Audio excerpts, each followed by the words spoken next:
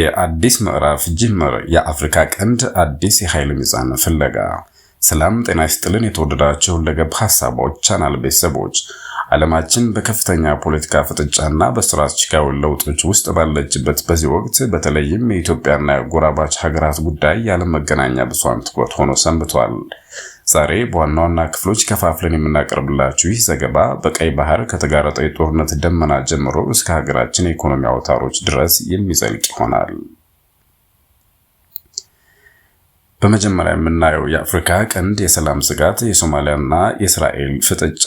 የአፍሪካ ቀንድ በቀጠናው ሽኩቻዎች መናወጥ ከጀመረች ሰንበትበት ብላለች። ሰሞኑን ደግሞ ሁኔታውን ይበልጥ ያከረረው የሶማሊያ ፕሬዝዳንት ሐሰን ሼክ መሐመድ የሰጡት ጠንከር ያለ መግለጫ ነው። ፕሬዝዳንቱ እስራኤል በሶማሊላንድ ምድር ላይ ወታደራዊ የጦር ሰፈር ለመገንባት የምታደርገው እንቅስቃሴ ሀገራቸው እንደማትቀበለውና ይህም በቀጥታ ወደ ጦርነት የሚመራ እርምጃ መሆኑን አስታውቀዋል። እስራኤል ለሶማሊላንድ እውቅና መስጠቷን ተከትሎ ሶማሊያ ይህንን እርምጃ የሉዓላዊነት መደፈር አድርጋ ወስደዋለች። በዚህም ምክንያት ቱርክ፣ ግብጽና ሳውዲ አረቢያ ከኳታር ጋር በመሆን አዲስ የዲፕሎማሲ ግንባር ፈጥረዋል።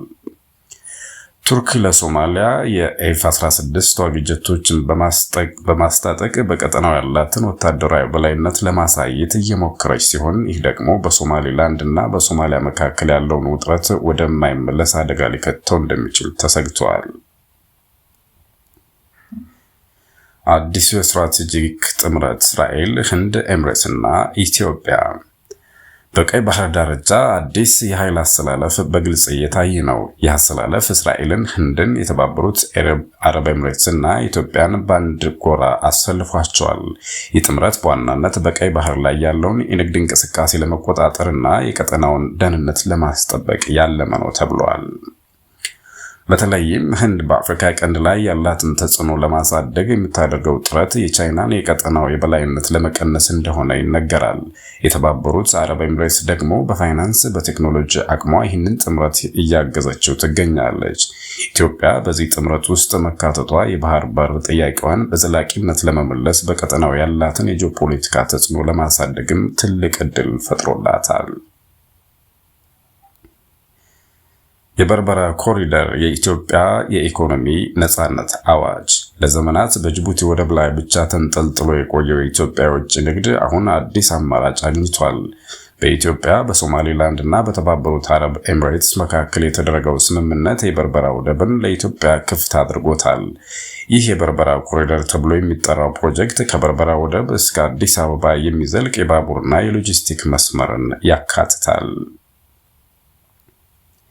ይህ ስምምነት ለኢትዮጵያ የኢኮኖሚ ነጻነት ብቻ ሳይሆን የጂኦፖለቲካዊ በላይነትንም የሚያጎናጽፍ ነው።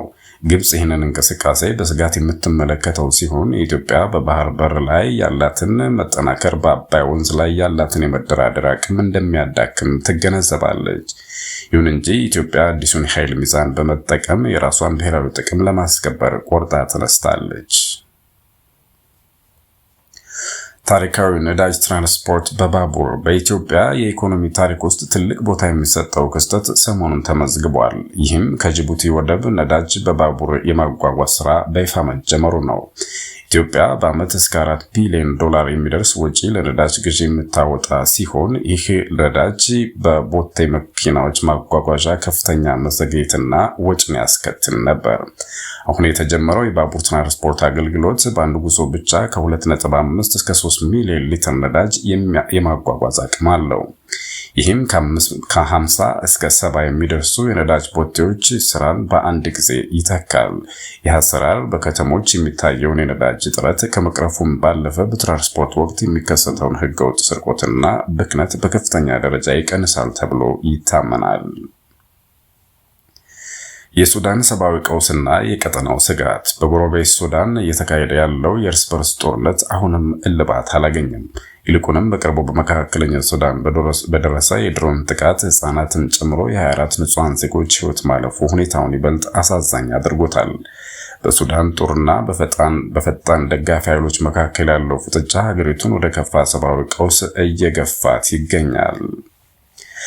ከ14 ሚሊዮን በላይ ዜጎች ከመኖሪያ ቀያቸው የተፈናቀሉ ሲሆን ዓለም አቀፉ ማህበረሰብ ለችግሩ ትኩረት እንዲሰጥ ተደጋጋሚ ጥሪዎች እየቀረቡ ነው። የሱዳን አለመረጋጋት በቀጥታም ሆነ በተዘዋዋሪ በኢትዮጵያና በሌሎች የጎረቤት ሀገራት ላይ የደህንነትና የስደተኞች ጫና እያሳደረ ይገኛል። በትግራይ ክልል ያለውን ሰላም የማረጋገጥ ስራ በሀገር ውስጥ ጉዳዮች በትግራይ ክልል ያለውን ሰላምና ደህንነት ዘላቂ ለማድረግ የክልሉ ጊዜያዊ አስተዳደር የተለያዩ መግለጫዎችን በመስጠት ላይ ይገኛል። በተለይም ከአፋር ክልል ጋር ያለውን የአዋሳኝ አካባቢዎች ጉዳይ በሽምግልና እና በውይይት ለመፍታት ጥረት እየተደረገ መሆኑ ተገልጿል። የክልሉ የሰላምና ጸጥታ ቢሮ የታጠቁ ኃይሎች ወደ ሰላማዊ ህይወት እንዲመለሱና የህዝቡ ደህንነት እንዲጠበቅ ጥሪ አቅርበዋል። ይህ ሂደት በሀገሪቱ የሰላም ስምምነት መሰረት ተግባራዊ የሚደረግ መሆኑን ተጠቁመዋል። የእንግሊዝ ፖለቲካዊ መናወጥ የኤፕስታይን ሰነዶች ወደ ዓለም አቀፍ ዜናዎች ስናመራ በእንግሊዝ ፖለቲካ ውስጥ ትልቅ የመነጋገሪያ አጀንዳ ሆኖ የሰነበተው የጄፍሪ ኤፕስታይን የሰነዶች መፋሰስ ነው። ከ3 ሚሊዮን በላይ የሚሆኑ ሰነዶች ይፋ መደረጋቸውን ተከትሎ የበርካታ ታዋቂ ፖለቲከኞችና ባለስልጣናት ስም ከወንጀለኛው ኤፕስታይን ጋር ተያይዞ ተነስቷል። ጉዳይ በተለይ በሌበር ፓርቲ ውስጥ ከፍተኛ መከፋፈልን የፈጠረ ሲሆን የቀድሞው ጠቅላይ ሚኒስትር ጎርደን ብራውን ስለ ፓርቲው መሪ ኪር ስታርመር ታማኝነት አቅም ጥያቄ እንዲነሳ አድርጓል ተብሏል። ፓርቲው በውስጥ ሽኩቻና በህዝብ አመኔታ ማጣት ውስጥ ባለበት በዚህ ወቅት የመንግስት ባለስልጣናት ንብረትና ግንኙነት በዝርዝር ሊመረመሩ ይገባል የሚሉ ድምጾች እየበረከቱ ነው። የእንግሊዝ ፕሪሚየር ሊግ ትኩስ ውጤቶች ወደ ስፖርቱ ሜዳ ስንዘልቅ በሳምንቱ መጨረሻ የተደረጉ የእንግሊዝ ፕሪሚየር ሊግ ጨዋታዎች አስደሳች ውጤቶችን አስመዝግበዋል። ማንቸስተር ዩናይትድ በሜዳው ኦልድ ትራፎርድ ቶትንሃምን አስተናግዶ 2-0 በሆነ ውጤት ማሸነፍ ችሏል። ብሩኖ ፈርናንዴዝ እና ብራያን ምቤሞ ያስቆጠሯቸው ግቦች ዩናይትድን ወደ ግስጋሴው እንዲመለስ አድርገውታል። በሌላ በኩል አርሰናል ድንቅ አቋሙን በመቀጠል ሰንደርላንድን 3-0 ወይም 3-0 በማሸነፍ የሊጉን መሪነት አጠናክሯል። ሌዋንዶቭስኪና ወጣቱ ላሚን ያማል ለቡድናቸው ድል ከፍተኛ አስተዋጽኦ አበርክቷል። ይህም አርሰናልን ለዋንጫ ያለውን ተስፋ ይበልጥ እንዲያለመልም አድርጎታል። የተወደዳችሁ ሁለገብ ሐሳቦች ቤተሰቦች ለዛሬ አዘጋጅንላችሁ ሰፊ ዘገባ ይህን ይመስል ነበር። በሀገራችንም ሆነ በዓለም ዙሪያ የሚከሰቱ አዳዲስ እውነቶችን መረጃዎችን በፍጥነት እንዲደርሷችሁ ቻናላችን ሰብስክራይብ በማድረግ የደወል ምልክቷን በመጫን ቤተሰብ ይሁኑ። መልካም ቀን ይሁንላችሁ።